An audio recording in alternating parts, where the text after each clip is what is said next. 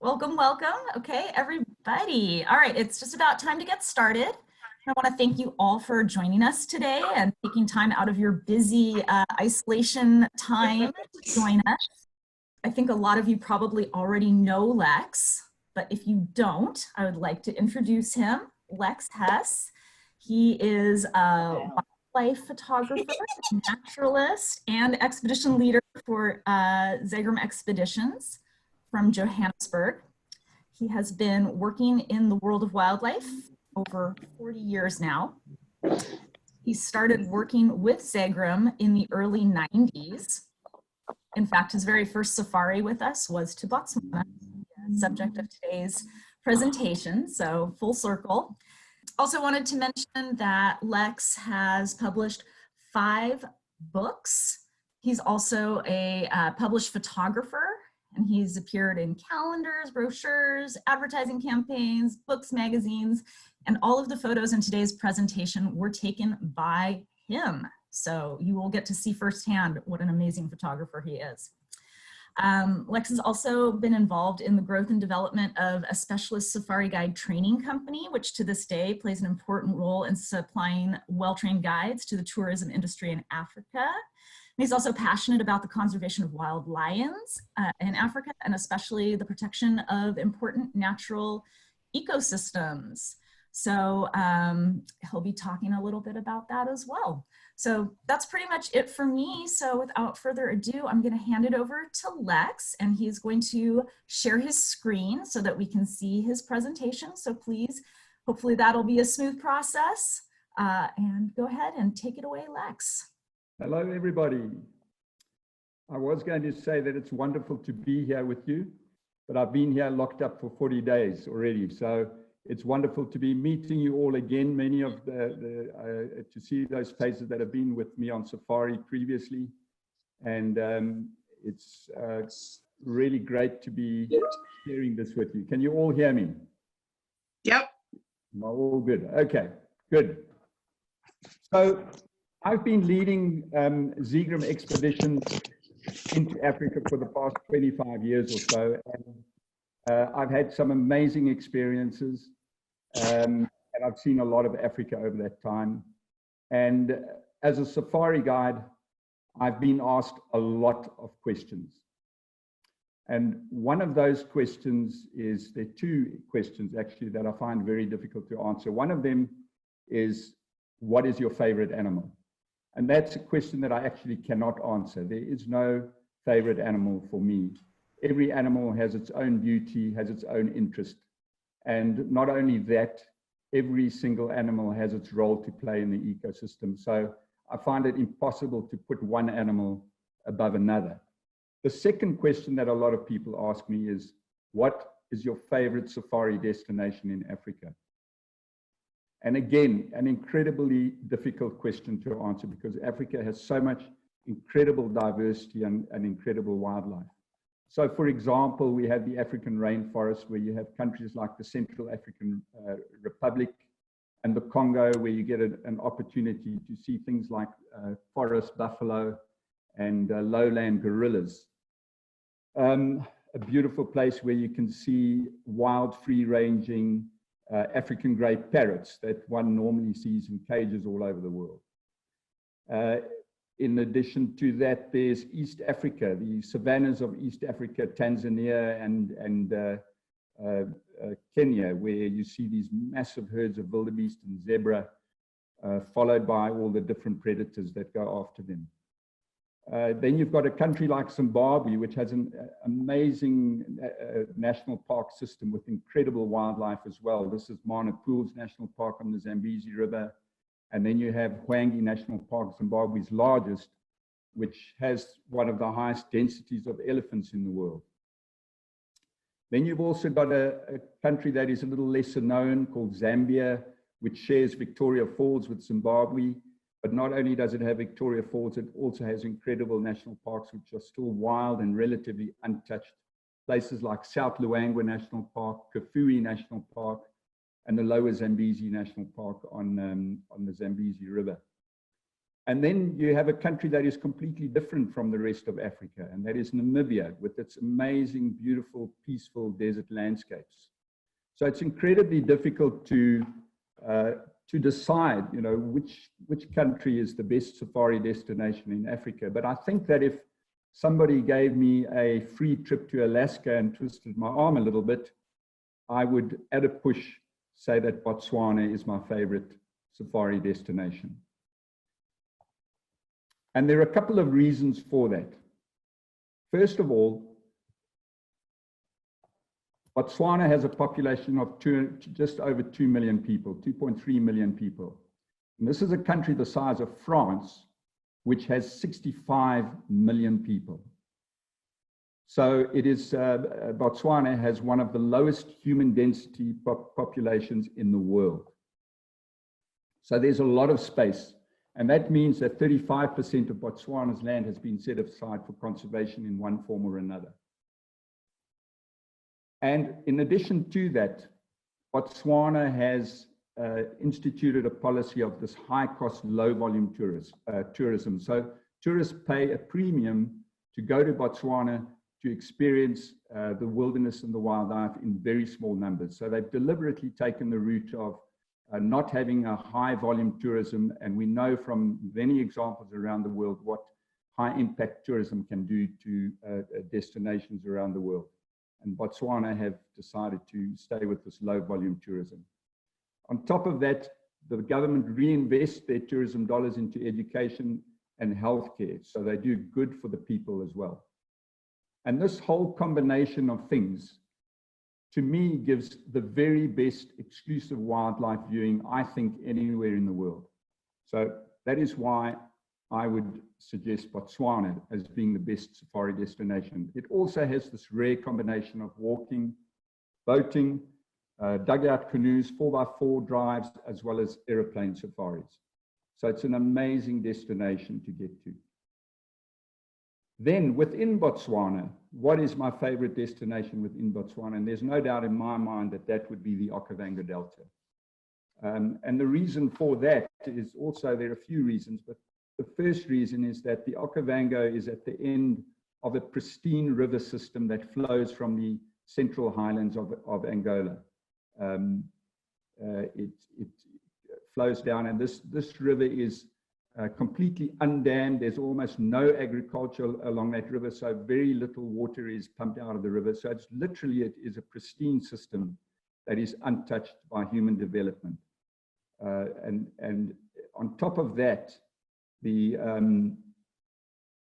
river then stops in the middle of the Kalahari. So it flows for about 900 kilometers from Angola, and then ends up in the middle of the Kalahari sands, more than 1,000 kilometers away from the nearest coastline, and there the river stops and disappears, literally disappears.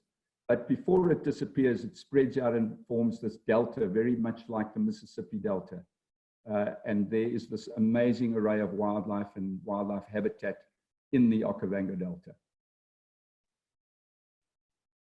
And then, because of the Botswana tourism policy, there are small, intimate tented camps that are nestled amongst forests of ebony trees on the banks of lagoons. It's really a beautiful, beautiful setup.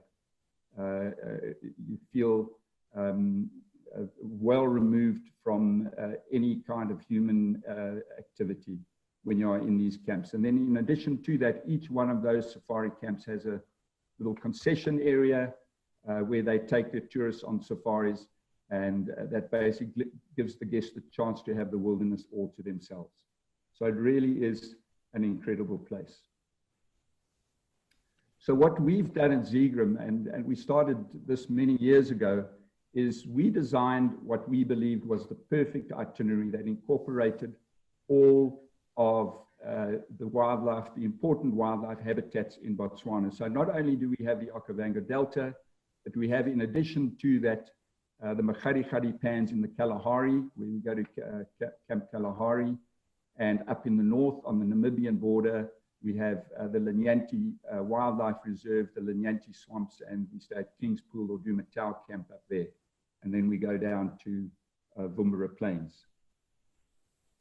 So what can you expect when you go on a safari with us? First of all, there are these amazing luxurious tented camps with this sort of classic out of Africa feel. And the great thing about these camps is that they are all unfenced and they are completely immersed into the middle of wildlife habitat. So there's no question that you will, at some point on your safari, at your stay at any one of the camps, you'll get some wild animal sitting outside your tent, or maybe even on top of your tent, and sometimes even underneath your tent. We also conduct these in-depth day and night safaris where we try and give as much information as we can about the ecosystem and in particular about the behavior of all the animals that we get to see. And then all the transfers that we do are conducted, are done in little charter aircraft from camp to camp, so we don't have the long tedious journeys that could take a day, at least a day, to get from one camp to another across bumpy and very difficult terrain. And then we have very good local guides who look after us and drive us around and share their intimate knowledge of the wildlife and the environments that they know so intimately. And then the one thing about these safaris is that you will never go hungry. There's always food on hand. We have great food prepared by great cooks in all the camps, and dietary requirements are definitely not a hindrance to coming on a safari with us. We can cater for every single dietary requirement, and you will definitely not go hungry when you go on a safari to Botswana. And then one of the things that I always say is Botswana is not a shopping destination, because I don't like shopping, but actually there are wonderful little curio shops in each one of the camps where you can buy local crafts made by local people who come from the surrounding areas. Now, I'm going to attempt to give you an idea of what the safari is like by taking you on a visual journey of the kind of things that we are likely to encounter. I'll be showing you some photographs, some videos, some sounds, give you some stories, which I hope will give you a small feel of what it's like to experience such a safari. But there's some things that we just can't replicate in such a virtual safari. Things like the wonderful smells of, for example, fresh elephant dung, or the wild sage that is such a characteristic smell of Botswana, the wild jasmine flowers that we pick up at night on our night drives, and then the smell of smelly carcasses that the predators are feeding on. And you won't get a sense of the wind blowing through your hair or the cool morning air as you sip your coffee around the fire, or the hot sun beating down in the heat of the day. That can only happen if you join us after all this craziness is over. So our safari starts in Maun, the little village of Maun, which sits on the banks of the Tamalakani River. Tamalakani River is one of two rivers that exits the Okavango Delta. So when the Okavango Delta is at its highest flood levels, these two rivers take the overflowing water from the delta deeper into the Kalahari Desert and then peter out. The Tamalakani ends up at Lake Ngami, and then there's another river which I'll tell you about shortly. And after we pass through customs and passport control, we board our little charter aircraft. And this is a very important part of our safari. Obviously, it gets us from place to place, but the great thing about these flights is that we fly relatively low altitude, so it gives you a great view of the landscape below and gives you a greater idea of a bigger picture view of Botswana from the air. So it's always good to have your cameras with you to take photographs, particularly as we take off and land at each destination that we get to. It also, in some cases, does give you a chance to sleep. So our first destination is, we start off in Maun, which is just at the bottom end of the Okavango Delta, and we head southeastwards into the Makgadikgadi National Park area, which is circled there, and we head down to Camp Kalahari, which sits right on the edge of the huge dried up lake called Makgadikgadi. And that is our first destination. We fly initially across, well, in fact, all the way across this flat, featureless Kalahari sand desert. There's a lot of scrub vegetation, but it is really just very flat and quite uninteresting, except for one thing, and that is the Boteti River, which is the other river that takes water out of the Okavango Delta and brings it down as far as sometimes as far as Lake Makgadikgadi. We then land on a dry, dusty airstrip surrounded by grassland and palm trees, open, clear skies, and we're met by our local guide who loads up the 4x4 vehicle, and we head off to the camp where we are met by wonderful smiling staff, cool towels at hand, refreshments, and we go in and have a wonderful lunch in the camp. And then our first afternoon drive is usually just a short exploratory trip in the vicinity of the camp, and we usually end, in fact, our first drive, we will end with our very first sundowner and watch the sunset overlooking the Makgadikgadi Pans. Probably one of the best places in the world to see the sunset. And this will be the first of many sundowners that you guys would have when we go on these safaris. And often our sundowners are accompanied by little discussions about the geology of the area, in particular interesting to learn about the geology of the Makgadikgadi Pans. Quite a long story, which you will discover when you come with us on safari. But we do spend bits of time not just drinking, but also learning about the environment. And then after that, we head back towards camp, settle down around the campfire for a bit before we have dinner. And then when dinner's over, we take a quiet walk along the pathways to our secluded tents, which are situated scattered around the environment in the vicinity of the camp. And one of the great things about the Kalahari is the incredible night skies. So as you go walking along the path, always remember to switch off your flashlight and just stand quietly and just look up at the night skies. And then it's into your tent, and because it's tented and canvas, you'll lie in your bed, and the characteristic sound of Camp Kalahari is the wind blowing gently through the leaves of the palm trees. Absolutely amazing to see those night skies and to have that wind, the wind blowing through the palm trees. Then in the morning, you are woken up by somebody bringing you a tray of hot coffee or tea, whatever your choice is, with biscuits. Have a quick cup of tea, get dressed, and then head off to the gay and dry vehicle, and we head straight out into the wilderness. And our goal this first morning is to get to the den of the meerkats. And there are a number of groups of what we call habituated meerkats. These are little animals that are used to the presence of human beings. They're not tame. They are, well, I'm not sure what has happened over there. Can you still see the screen?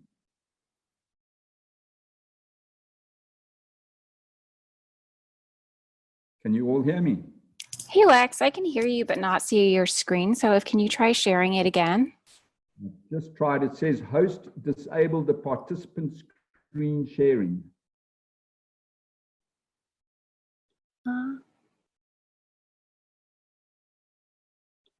Let me try to fix that.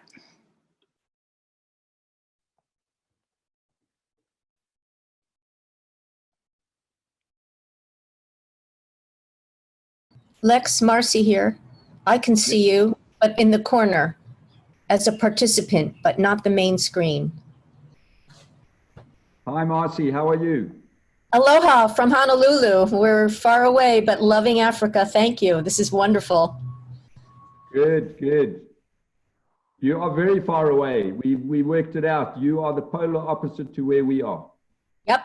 11,500 and some miles away. Yes. How about Alaska? We can see you now on the main screen. How are you? How are you all? Great. Lex, would you mind trying to share your screen again? I'll try again. Thank you. Everyone cross your fingers. It still says host disabled participant screen sharing. Well, Marcy did see you just a second ago. Now I'm seeing other participants, but you were on the big screen. And you're gone now. Now I can see you. Hi, Lex. Yeah. Yes, who's We that? can see him. We want to Lynette, see the how are you, picture. Lynette? Want to see the pictures. We can't. Okay, see let's there. just try. It just says here, host disabled participant screen sharing whenever I try to share the screen. Hey Lex, I just changed the settings. Try now. Okay. Okay, here we go. We're getting back onto it. A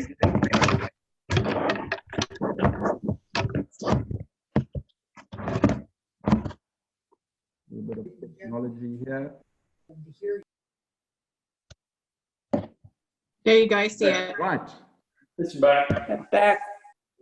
We're all up. Okay, this is where we were at. And so what I was saying is the first thing we do in the morning is we go to the den of the meerkats, these habituated creatures, and we sit outside the den and we wait for them to come out of their dens to come and bask in the morning sun. Can you hear me still? And right. Yes, good. Yes, Okay, good. so we're all good. Okay, great.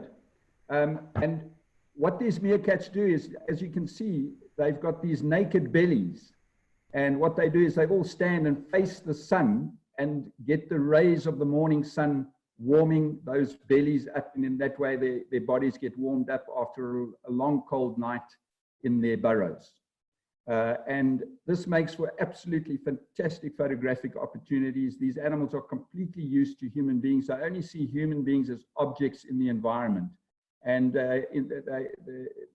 this thing is carried so far as to that the meerkats actually think that you are literally an object. And because the meerkats have so many predators, both aerial and terrestrial, they always need to be on the lookout. So they're always looking for a promontory or a high point to stand up on to scan the landscape ahead. And very often that high point or promontory is one of us. And it's really makes for truly amazing photographic opportunities. It's one of the most enjoyable things to do is to spend some time with these amazing little creatures. And then once the meerkats have warmed up, they will start moving and they go foraging. They've got a very high metabolic rate, so they need lots of food, and they find their food under the ground, mostly consisting of grubs like beetle grubs, scorpions, spiders, lizards, which they find by means of their sense of smell and then by vigorous digging. So they scamper along, find a potential food place, dig around and smell around, and they pull out all kinds of things, including frogs and toads, and in this case, a giant bullfrog, which was trying to hibernate until the meerkat found him. And you can see the little meerkat's huge claws that they use for digging up these creatures in the Kalahari sands. And then they will continue foraging until the sun warms up and it starts getting hot. And when it does start getting hot, the meerkats feel that, and they then decide to find a little shady spot where they go and lie down in the shade before, after they've scraped the topsoil away to reveal the cool earth underneath. And then once again, they lie with their naked bellies on the ground, and they are now doing the opposite of what they were doing when they woke up in the morning. They're cooling themselves down before they head off on their foraging in the afternoon and then back to the burrows. So it's normally about this time that we stop viewing them and we go off and have a little bush breakfast under an acacia tree, and then head back to camp, enjoy a really nice lunch, relax in the camp for a bit before we head out on our afternoon drive. And then our afternoon activity is not really a drive, it's actually a walk. We go and join the hunter-gatherer San people who have lived in the Kalahari for centuries, and they were the original hunter-gatherer people who were present in Southern Africa when the first white settlers arrived in Southern Africa. The San people were wandering around the landscape, living off the land, and there's an incredible amount to learn from them. And they are really the original naturalists. They truly know the natural world. And it's really fascinating to spend some time with these San people. One of the things I'll show you is the plants that they dig up to eat. In this particular case, this is a plant called Bi, or B-I, it's spelt. And they just simply look for those leaves sticking out between the grasses, and then they start digging. The women do the digging with a digging stick. They'll eventually pull up this huge tuber, which they take out of the ground. And then with another stick that is sharpened along its length, they scrape edges. They use the edge of that stick to take scrapings off the tuber. So until eventually the tuber looks like that.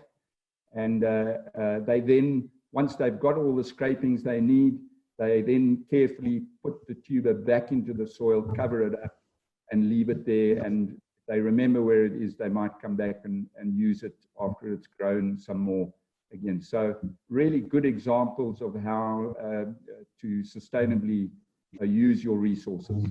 And then what they do with those shavings is they put the shavings in their hands, and they lift their hand up over the mouth with the thumb pointing down towards the mouth, and then they squeeze those shavings. And that produces a surprising amount of water. It's fairly bitter tasting water, but it's water.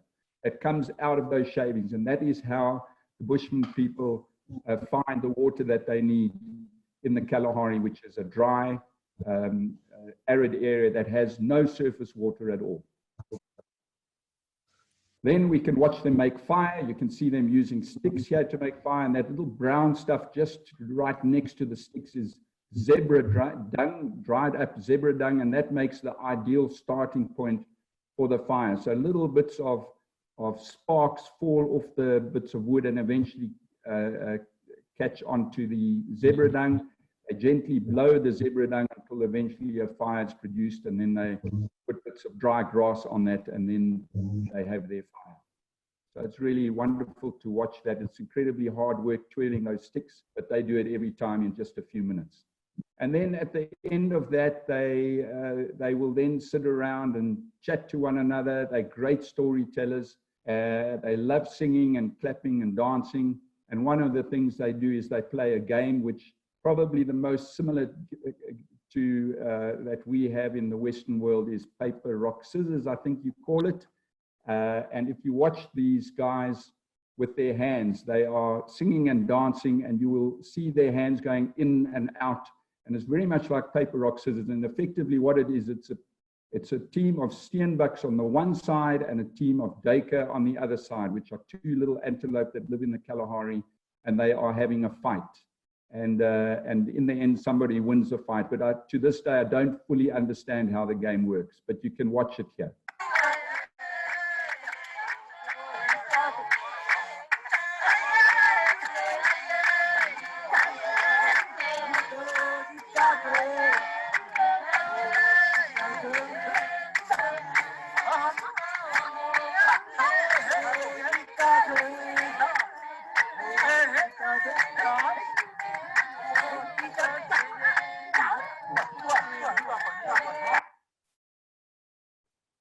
So then that is our time with the Sand people. Incredible to spend time with them and learn about the natural world from them.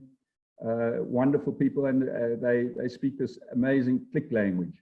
From there, we go into the middle of the sand, the dry sandy bed of this great lake called Makgadikgadi, which has a surface area larger than Switzerland. It was once a massive dried inland lake, and the last remnants of that lake is now the Okavango Delta. And we just spend a bit of time out there experiencing the peace and the quiet of the Makgadikgadi.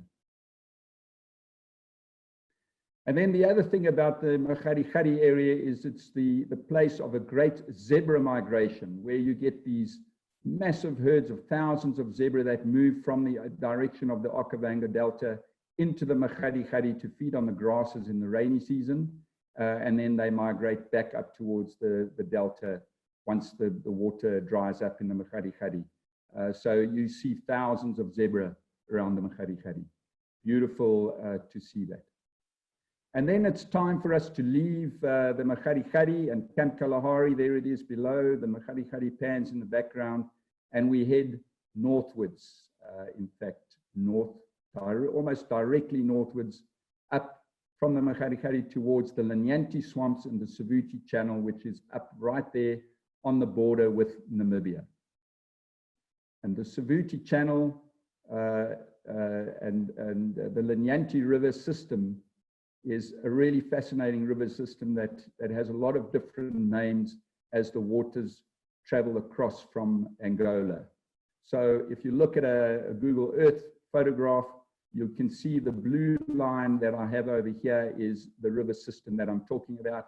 Where it flows northward, southwards from Angola, it is known as the Kwando River, and it flows all the way down to the V at the bottom, where you will have the Linyanti swamps. And then you can see the river does a sharp, more than 90-degree turn off to the right, to the east, or northeast, in fact, and it exits the Linyanti swamps and is then known as the Linyanti River, then flows into the Lake Liambezi, and then comes out known as the Chobe River, which is a river probably a lot of you have heard of. And the Chobe itself is a tributary of the Zambezi River.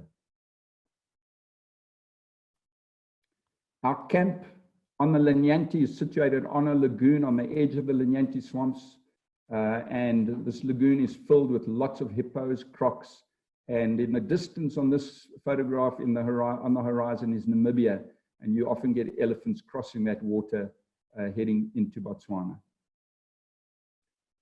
We do a lot of, either game drive activities or boating activities. So on our first afternoon, we head off on a boat ride across the waterways, really just looking to see what life we can see in the water. And that's usually lots of hippos, which are nocturnal animals, nocturnal animals. So they spend their time sleeping in the water during the day, and then at night, they head out to go and forage. They eat grass. That's all they do, is they eat grass.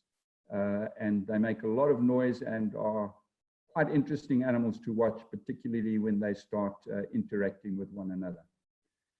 Then we see things like jacana. This is the African jacana, which is a bird that has interesting breeding behavior. The female will and male will build a nest together.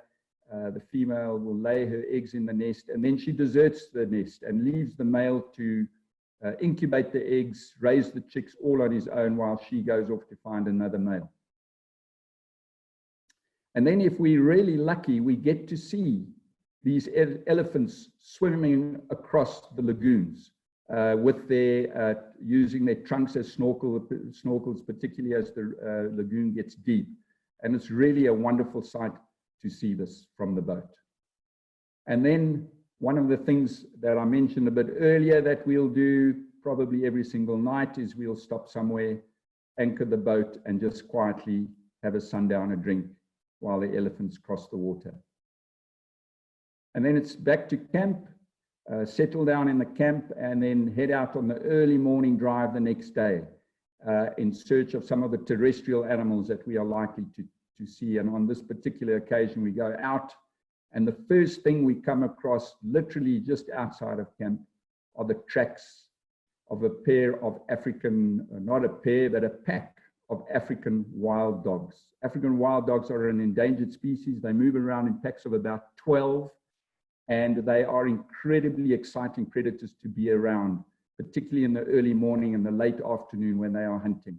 And so we are very excited to try and track down these dogs. It's very hard to actually track them because they cover so much ground so fast. So you have to try and predict where they are going. And that's what we do. We're in radio contact with other game drive vehicles until somebody finds the dogs hunting the floodplains of the Savuti Channel. Really beautiful animals with unique coat markings. Every dog has a unique coat marking. And then we try and stay with them. We follow them, they go running and chasing after animals, and it really becomes super exciting as we start bouncing around on the back of the vehicle as we try and keep up with the dogs. They are very fast moving, they're full of energy and have a lot of stamina. And they come across a lot of things on their hunts. So in this case, this particular pack came across a couple of buffalo bulls. They harass them for a little bit, but these buffalo are really too big and too dangerous for dogs to deal with, so they move on. They are often seen together with spotted hyenas, because spotted hyenas know that wild dogs are good hunters, so they will often follow the dogs and try and steal the food from the dogs when they make their kills. So they actually are very mortal enemies, in fact, I would describe them as. And then we keep following the dogs, and eventually we lose them because they move so fast into dense vegetation, and we know that they've chased after something, and we try and follow, eventually we come around a corner and we come across this incredible scene. And maybe some of you might not like what we see here, but this is really part of what happened.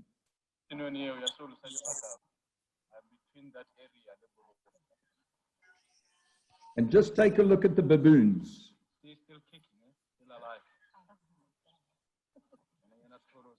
Where are the baboons? Up there. You know, they don't kill it, they eat it while it's still alive.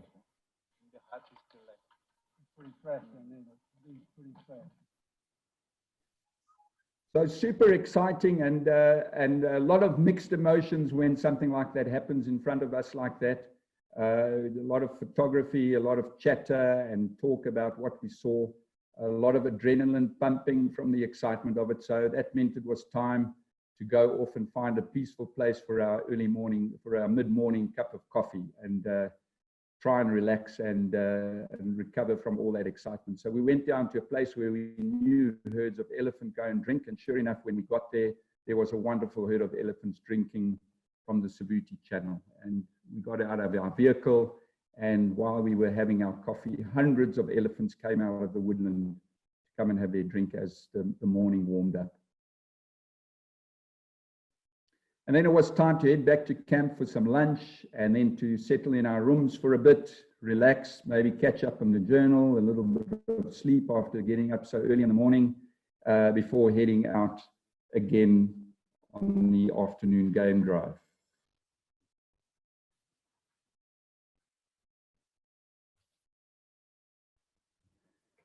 And then for the afternoon, the Okavango River, the Linyanti and Chitabe river systems are incredibly important breeding grounds for one of the most beautiful birds that we have in Southern Africa, and that is the carmine bee-eater. They nest on sandbanks all along the river banks, and we decided to go and visit one of these magnificent colonies and spend time watching and photographing the bee-eaters as they flit around their colony. Really beautiful bird, and great to spend time with them. And then from there, it's just a bit more birding along the river, seeing what other birds we can find.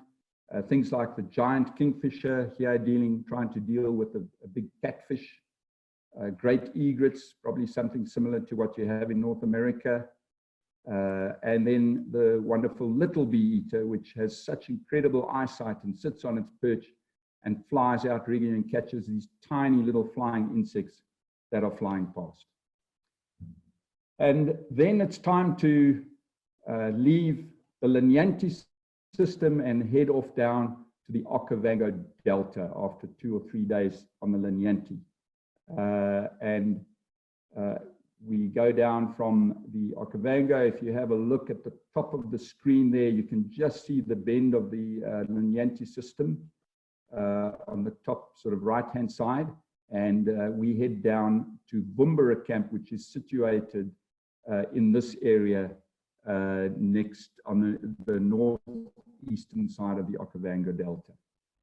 We land at the airstrip, and then it's usually about a 40-minute drive from Bumbara Camp, from the airstrip to Bumbara Camp, but it usually ends up being much longer because we see so much wildlife along the way, birds and elephants and buffalo and various antelope and so on. And then on top of it all, the camp staff come out and meet us halfway and give us a wonderful surprise lunch in the shade of an ebony tree with and a huge termite mound.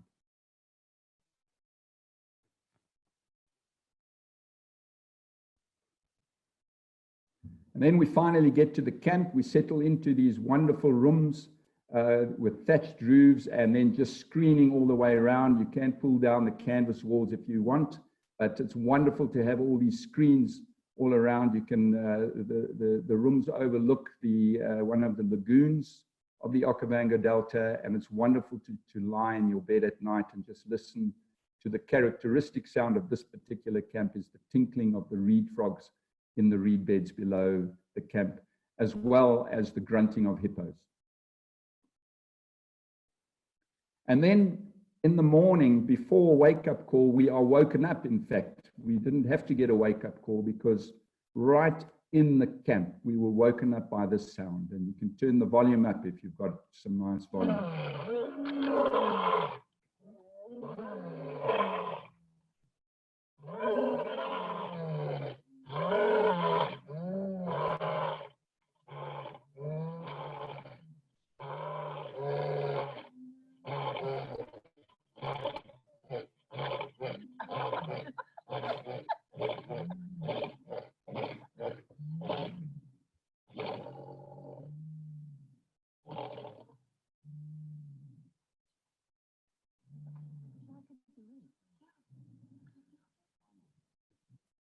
So it's an absolutely amazing, powerful sound, and to be woken up by that is one of the most incredible experiences that you can have in the Delta. And it was very easy to get everybody out of their beds that morning. We got them onto the game drive vehicles as quickly as possible, and we headed out in the direction of the roaring lions. And we battled to find them for the first 10, 15 minutes, but eventually we picked up a wonderful, clear lion paw print. And we were able to start following the tracks of a single male lion. And we followed them for about 10, 15 minutes. And eventually we came around the corner and there was this magnificent male lion striding across the floodplain, beautiful black mane. And he was the big territorial male of the area.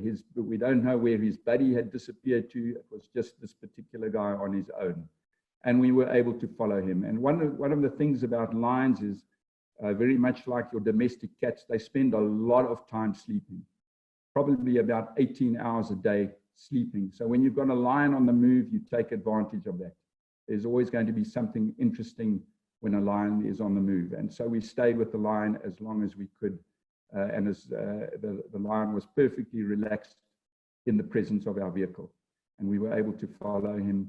He eventually got to a body of water, and he started to cross the water. Now, in any other place in Africa, this is very unusual. Lions, like cats, don't like water at all. They will avoid water and try and walk around water. But this is one of the things that makes the Okavango Delta so special, is that animals, in order to get to places, have to go through water. And so even these lions that are used to the water, as they get to the water, they start snarling and hissing at the water before they enter it. So they still don't like it, but they know it's the only thing they can do. And we followed him across the water.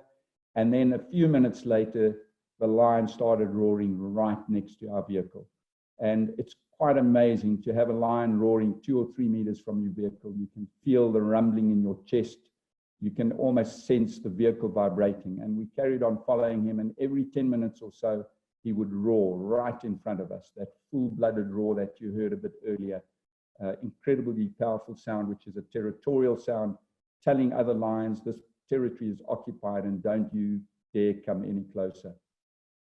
And then after that, we headed back to camp for some breakfast, or lunch, I should say. And then we went and relaxed for the afternoon until eventually that afternoon after tea, we went out and did one of the most relaxing things that you can do. So the complete polar opposite to spending time with wild dogs is go out on the dugout canoes on the Okavango Delta. Truly an amazingly peaceful thing that one can do, unless you come across a hippo or a crocodile, of course. Now, I'm actually kidding. The water is so low and shallow in the areas that we do these that we're very unlikely to come across those kind of things. And it's just incredibly peaceful. The dugout canoe was brought into the Okavango Delta by Baye people from the north of Botswana in the 18th century. Up until that time, there were no dugout canoes. And the guys who pole our canoes are from the Baye tribe. So they know the ins and outs of life in the Okavango Delta. So each one of you that's sitting in those Makoro can chat to your guide and learn a heck of a lot about life in the Okavango Delta from these guys. The dugouts are actually made, it's called a Makoro, and it's actually made from fiberglass. These ones are made from fiberglass. There was a conservationist in Maun who noticed an increase in the demand for dugout canoes as tourism increased, and so he decided to design one that was made out of fiberglass. So now all the dugout canoes in Botswana are made from fiberglass, which means that those trees in the background don't have to be chopped down anymore. And there's incredible amount of beauty around us. The water lilies, this is the night flowering water lily. These tiny little reed frogs that produce the tinkling sounds that we hear at Wumbura Camp. Other beautiful water flowers, and of course, the magnificent little jewel called the malachite kingfisher. And then we always end our dugout canoe, our Makoro trip, with, of course, a sundowner before we head off on our night drive back towards the camp. So the night drives are really interesting, can be interesting. Sometimes it can be fairly quiet. It's hard to find the smaller nocturnal animals, but there's always a good chance that we get to see nocturnal stuff that you would never see during the day. Animals such as spring hares, large spotted genets, which are mongoose type animals that look a little bit like cats. They're actually in the mongoose family. This is the serval cat, which is quite common in the Okavango Delta where there's long rank grass. And then lots of different species of owls, including this little guy called the African scops owl, has tiny little talons, which it uses to catch insects, spiders, and scorpions. And then the bush babies. This is the lesser bush baby, and these bush babies are related to the lemurs of Madagascar. It's a tiny little nocturnal primate. So those are the kind of nocturnal things that we try and look for on our night drives. And then it's back to camp, sit around the fire, get warmed up, and in our chat around the fire, the local guide mentioned to us that he knows of a place where the lions have just recently given birth. So in the morning, we're going to head out to that lion den, and that's indeed what we do. First thing in the morning, we drive straight out to the lion den, and we come across this wonderful sight of a pride of lions, a couple of lionesses with their tiny little cubs playing around in the open right in front of us. And it's very hard to see tiny cubs because they're usually well hidden. In this case, we were able to get great views of the cubs running around and jumping up and down on the fallen ebony tree, drinking milk, inquisitively looking at us, playing with each other. And then eventually the one lioness decided that it was time to go hunting. So she started making a move, and she eventually picked up her little cub and carried it right in front of us into a little bush and hid it away in the bush, went back and fetched the other cubs, hid them away in the bush, and then she set off hunting on her own. So that was another incredible morning spent with the lions, and especially to spend quality time with tiny little lion cubs like that. Then on our way back to camp, we come across a little herd of elephants drinking. Elephants are matriarchal. The biggest elephant in the group is probably the matriarch, the dominant female, and there are usually no bull elephants in a breeding group of elephants such as this. The bulls normally break away when they reach sexual maturity and wander off on their own, leaving the females and the calves together in the single breeding herd. And then in the afternoon, once again, we are able to get onto the power boats, and this time to explore the Okavango Delta itself. And the great thing about the Okavango Delta, or getting on the boats, is that you really get to see the incredible number of different channels and waterways that there are. As the Okavango spreads out and forms this delta, you get these tiny little streams that split off from the mainstream, forming what we call distributaries, which are distributing the water across the fan of the delta. And we explore up and down these little channels, and we are always amazed at how the local guides get to know their way around, because it's a very flat landscape with almost no landmarks at all.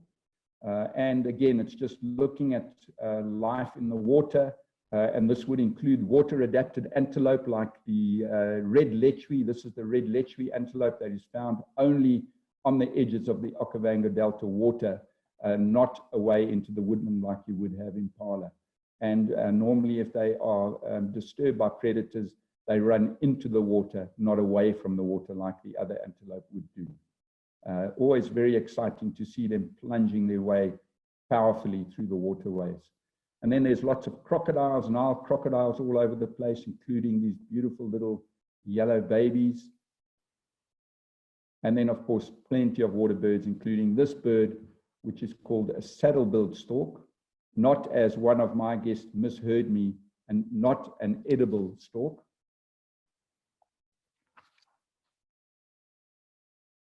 And then we'll end our day with a sundowner. Then after our last drive at Bumbera, we then head from where you see the star, we head across the Okavango Delta onto the other side of the main channel into the western side of the Okavango to a little camp called Tubu Tree Camp. It's a small, wonderful little intimate camp. And because it's a short flight, it's a low-level flight across the Delta. And this really gives us a chance to see the wildlife from the air. And there are a couple of things you can see in this photograph. The first, of course, is the wonderful herd of zebra feeding on the floodplains, and some impala and red lechwe below. But also you can see the clarity of the water of the Okavango. The water is almost tea-colored because of the tannins in the water, but it's clear enough that you can see the sand at the bottom of every stream. There again, you can see the clarity of the water, but also a lovely view, different perspective of the wildlife from the air. And then our arrival at Tubu Tree Camp, we are welcomed by a friendly elephant. So this is a very common occurrence in pretty much all of the camps, that there's going to be some kind of wildlife in the camp itself, actually in the camp environment. But Tubu Tree Camp is our first opportunity to get to see the huge herds of African buffalo that roam across the Okavango Delta, sometimes in numbers of 1,000 strong. And it's an incredibly impressive sight to see these buffalo herds, especially when they're kicking up a lot of dust. They are very difficult animals to hunt because they are powerful and aggressive, and yet lions are able to pull them down. Associated with the buffalo are lots and lots of oxpeckers who specialize in feeding on skin parasites. So a big herd of buffalo like this would, there's probably a huge amount of food available to these oxpeckers. So they play a symbiotic relationship with the buffalo, where they get food and the buffalo get their bodies cleaned off, the parasites taken off their skins. And yes, I was saying that lions will occasionally take down buffalo, and this is a sequence where lions, a group of lions has learned specifically to hunt buffalo. This is their speciality, in fact. They will only hunt buffaloes in this particular area in the Okavango Delta. And what they do is, well, we as safari guides, we can find the herds of buffalo quite easily because of the huge amount of dust that they kick up. When you've got 1,000 buffalo strong, they kick up so much dust that you can see it from quite far away. And what you do is you drive to the herd of buffalo, and then you circle around the outskirts of the herd until eventually you will find the pride of lions lying on a termite mound in a position where they've got a vantage point, and they are watching the herd of buffalo. And they just lie there looking out for it. As the buffalo move across the landscape, they're looking for stragglers, buffalo that start hanging behind a little bit. And when they spot them, the lions just suddenly get up and start moving. And they stalk and get as close as they can to those stragglers.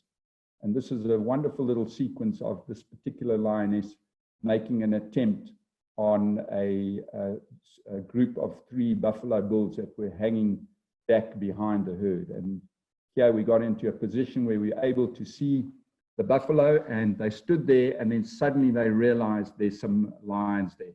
They looked at the lions, and then they turned and they just started running. And they started running and moving as fast as they could. But the lioness kept coming and kept coming and kept coming, and I kept shooting. And then at about this point, the buffering took action in me. The buffalo actually did get away, and the lion had to make another attempt. And then at Tubu Tree Camp, we'll see other animals like giraffe, for example, zebra, this group playing with one another. And we are also able to do safari walks. So we can go on walks, and when we go on walks, we look at the smaller things. The idea isn't really to go and see big animals, but to spend time looking at the tiny little things that we would overlook when we're sitting in the game drive vehicle. So things like dung beetles, for example, lots of dung beetles, particularly in the summer months, that roll the dungs of ball away from the where they've been deposited by buffalo or elephant, and they do that to go and lay an egg in them. This group is having a good look at a leopard tortoise. We'll see things like chameleons. This is a flat-necked chameleon, praying mantids, and other wonderful things. And then it's back to the camp, dinner again. Probably we probably did have a sundowner as well, and then back to camp. And in the middle of the night, we heard this amazing sound.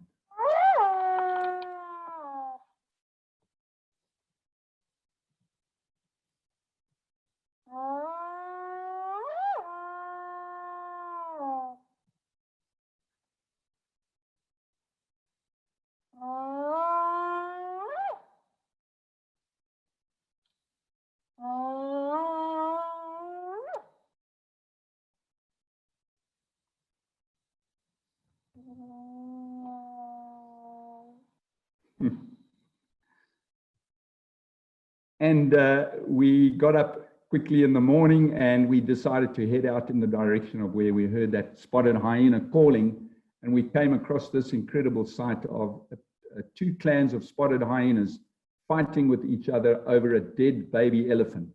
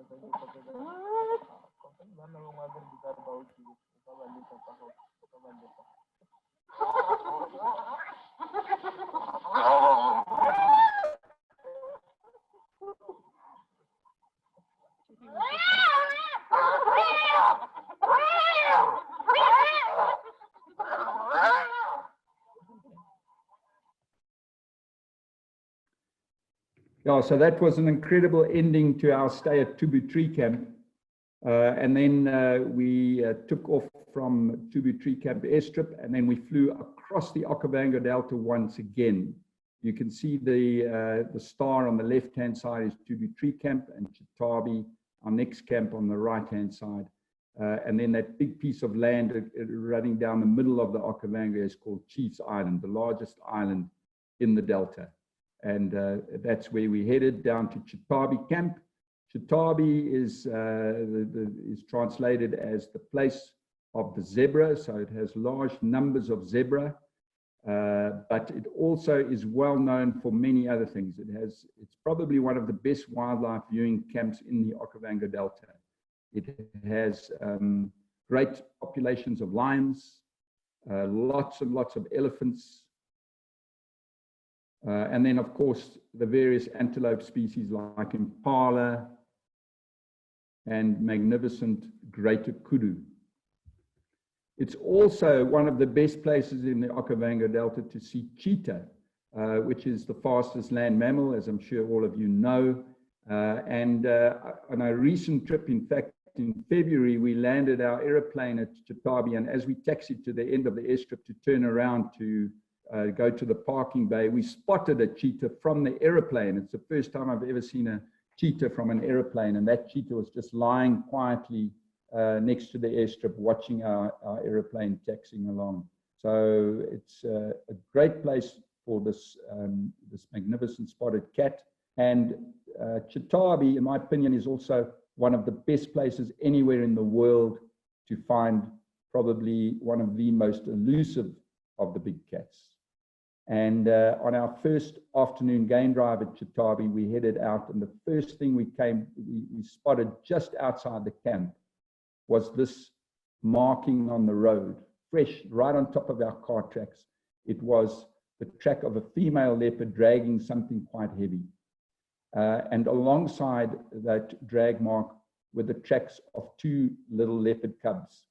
And this was an amazing thing to find. So we was very excited. We decided we were going to spend as much time as we possibly could in an attempt to find these cubs by following the tracks. And we followed them. About 20 minutes later, we came across this magnificent female leopard up in a tree with her impala kill that she had dragged up there. And you can see on the right-hand side, if you look at that impala carcass, you can see how it's naked. A lot of the fur has been removed, and that's very typical leopard behavior. Before they start feeding on the carcass, they pluck the fur off the impala and then start feeding on the carcass. And then in the tree alongside her were the 2 leopard cubs, and they were running around in the tree, chasing each other, playing, doing this play fighting and having a really wonderful time. They'd obviously already fed on the carcass. And we spent the whole afternoon just sitting, watching these leopards playing and enjoying themselves, and really got great photographic opportunities in the late afternoon sunlight. And we stayed there right until sunset. So that was one of that was a real highlight at Chitabe. We did get to see many other things on our stay at Chitabe. For example, we saw one single lioness trying to make an attempt at hunting an impala that was trying to come down to drink. We had great sightings of warthog. There are lots of warthogs. It's a very common animal in the Okavango Delta. We saw lilac-breasted rollers everywhere. This has got to be, I think, probably the most photographed bird in the world. Everybody wants to get a photograph of a lilac-breasted roller. It is so beautiful and yet so common. We got to see another female leopard roaming around on her own. And then we found, on one morning, we found a spotted hyena dragging an impala carcass away from a leopard that had killed it earlier. And then we came across, in the late evening, one evening, we came across these lovely little leopard cubs that were sitting waiting for their mother to come back from a hunt. So the mother leopard would go off hunting and will return from the hunt, having killed an animal, fetch the cubs, and then go and take the cubs to her kill. And these 2 cubs were patiently waiting for the mother to come back. And then we saw one of the territorial male lions in the area, as well as a magnificent pride of lions, and really had a great time at Chitabe. And that brought us to the end of our safari at Chitabe and the end of our safari in Botswana. A lot of fantastic sightings, great memories to be had, and a real experience of the real Africa. And we headed back to camp, and we ended up with a lovely campfire dinner around the campfire, and the local Botswana people singing and dancing for us as they waved us farewell, and we headed off back to our destinations. So that's it, folks. I hope you enjoyed that, and maybe one day we'll be able to do this for real.